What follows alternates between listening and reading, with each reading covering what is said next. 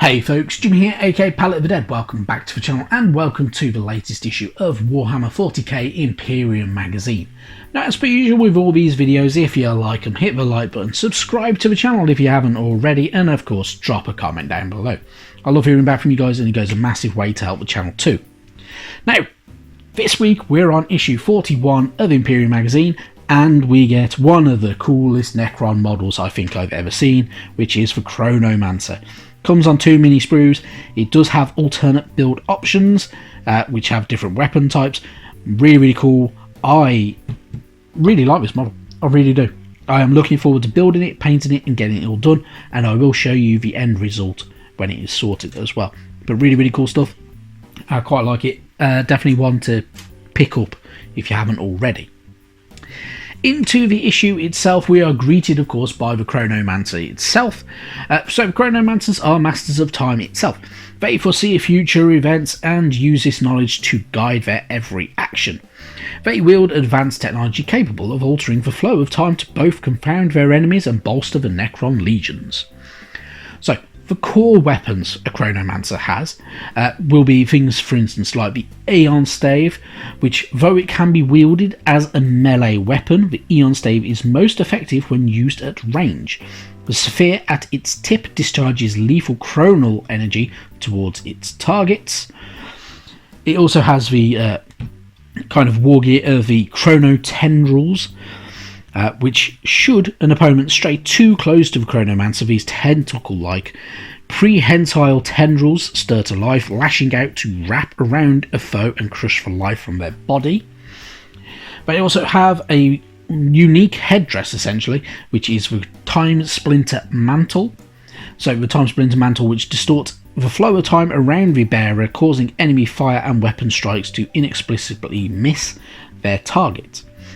And the nice little cube thing that they have in their hand is a Chromiatron, which is a device that allows a Chronomancer and chosen allied units to act outside the natural flow of space-time, surprising their enemies with unnaturally swift assaults. So, on the other page, of course, you get your battle record for it, so you can, of course, give your cryptech designation for your Chronomancer, as well as the dynastic epithets. And of course you can name the war gear as well. So with the Chromiatron as well, you can utilise it to kind of link towards and use the ability on each of the units listed below.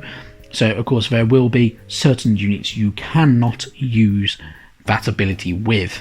So be aware of that, but it's mainly your battle line troops essentially. Then moving on, we have information about the Death Guard. The Death Guard, of course, being one of the Chaos worshipping Space Marine groups. So these were emboldened by the opening of Great Rift. The Demon Primarch, Mortarian's putrid legions, undertake campaigns of conquest throughout the war-torn Imperium. Disease, famine, and the overwhelming stench of decay herald their arrival and spell doom for those in their path. If you are unaware, the Death Guard are the Nurgle worshipping side of the Chaos Marines. Really cool.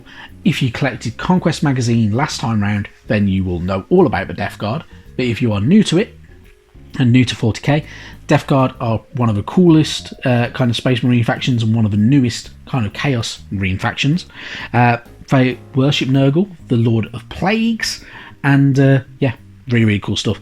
They are led by the Primarch Mortarian, pictured just up there, which is one of the coolest minis out there as well, which big massive wings, they look like moth wings, and some paint jobs on them are absolutely fantastic. A great kit, and some really cool units as well, because you can have a few different extra functions with them. But yeah, they have their own unique rules, of course, so very good fun. We get a bit more information kind of spread out across the back of it here as well, so really cool stuff. Then you got your how to build guide for the Chronomancer. Fairly straightforward. Some parts are a little bit spindly and a bit thin, so be careful with it. Try not to break any of it. And always, as per usual, dry fit your parts, because you don't want to glue something together and be wrong with it, or for it not to quite fit properly, because glue can be a pain in the backside sometimes.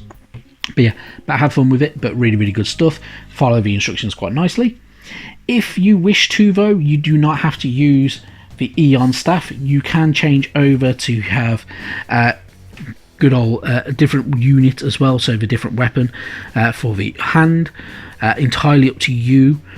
But of course this will be the Entropic Lance, so it'll have slightly different rules and slightly similar rules. It's still ranged and it's still melee, entirely up to you though, but you can have those instead. But yeah, good fun. Then you got your how to paint section, fairly simple. Paint it up very similar to how you painted your other Necrons if you wish to. You can change it up a little bit, of course, so with it being a more of a HQ model and kind of a unique unit, you can make it stand out a lot better. Then, because you don't want it blending in too much with your Necrons, make sure it's not lost in the kind of the mix. Then you got your data sheet for the Chronomancer. As I say, the Aeon Staff and the Entropic Lance are kind of one in the same in a lot of ways. They both have a shooting ability and melee ability, so you can use them ranged or close together. Entirely up to you, but really, really cool stuff.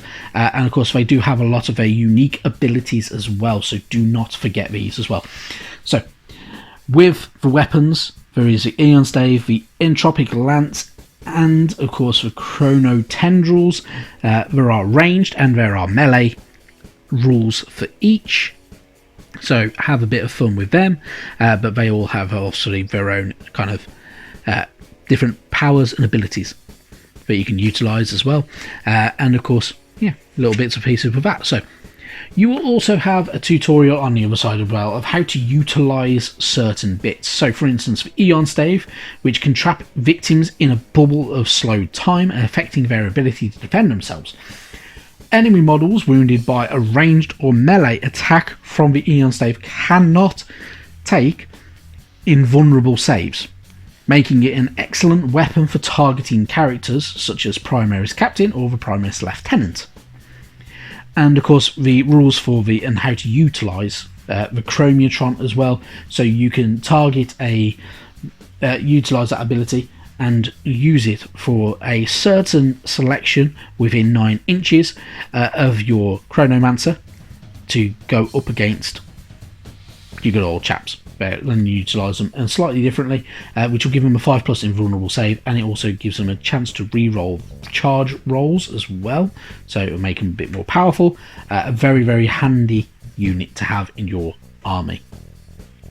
Then we carry on with more of the advanced core rules. So we get the actions section as well. So every action, of course, takes up an ability, and you can actually have, so when to perform your actions, you have your tutorial for your physical actions and your psychic actions as well.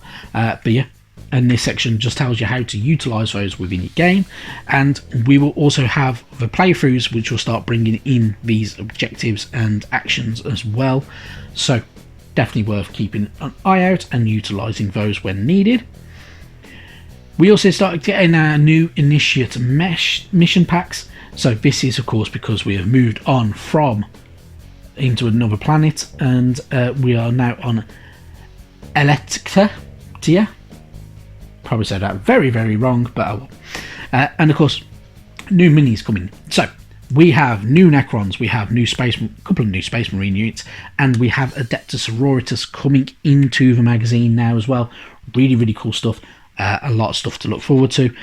So we are going to be getting for the magazine, it is going to go with one of the certain orders of the good old Adeptus Sororitas, which is the Orders of Our Martyred Lady, which have their own unique paint scheme.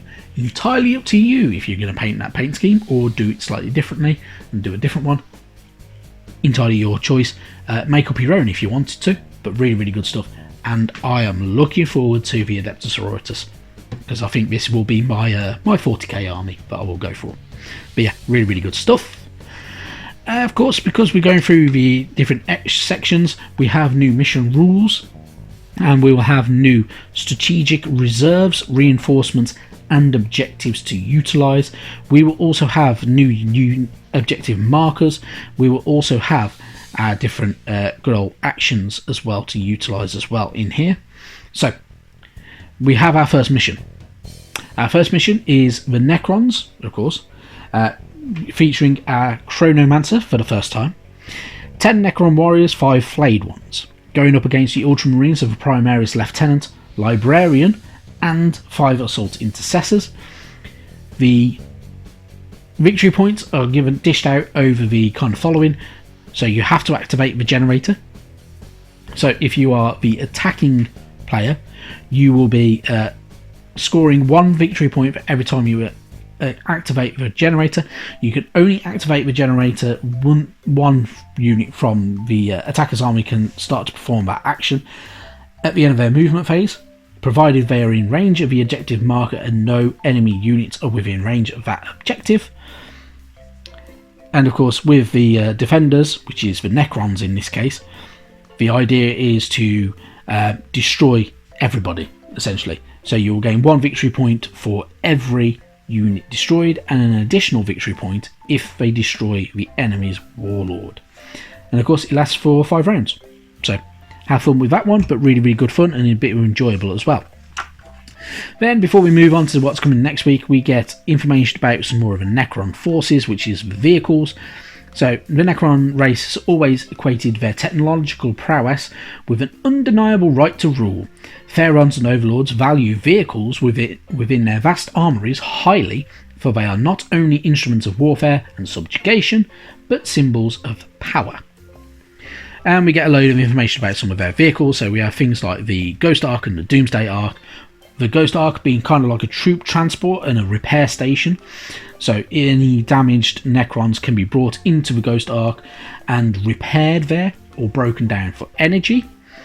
The Doomsday Ark has a big, massive Doomsday cannon on the bottom of it, and it is self-propelled. Really, really cool stuff, and another flyout as well, which is pretty unique. Then we get information about the Annihilation Barge, which is quite a powerful anti-infantry platform. And monoliths as well. Monoliths have been one of the best kind of vehicles that you ever see coming from the Necron range, which are really, really cool. They are also made of living metal and capable of near instantaneous self-repair, but they are slow moving, but they are able to withstand colossal amounts of firepower as well. And of course they have absolutely masses of weapons as well. And yeah, you get this nice spread in there as well. So really, really good stuff. Cool stuff, cool information. If you are collecting Necrons and you want to go for Necrons as your army, a couple of units to look out for with the Ghost Ark, Doomsday Ark, and of course that Monolith being the core ones that I personally would look out for myself. Really, really good stuff. And then next week we get our first of the Adeptus Sororitas. This is the Canoness Mini. I'm really looking forward to getting this mini and getting going with the Adeptus Sororitas. They are the faction of my choice for 40k. Really, really good stuff, and I'm looking forward to them. And issue 43, we get a small, or is it a medium layer brush? We get a new brush, and we also get Stormhost Silver, which is a brighter silver than good old Ironbreaker, of course. But yeah, really, really good stuff, and very, very handy to have. So good times. A lot of good stuff look forward to with the issues. And of course the Adeptus Sororitas being in there now, I must admit I'm really, really happy, and I'm looking forward to getting going with them. But yeah, that's it. Right, that's it from me. Thank you very, very much for watching, and I will see you sometime soon. Bye bye now.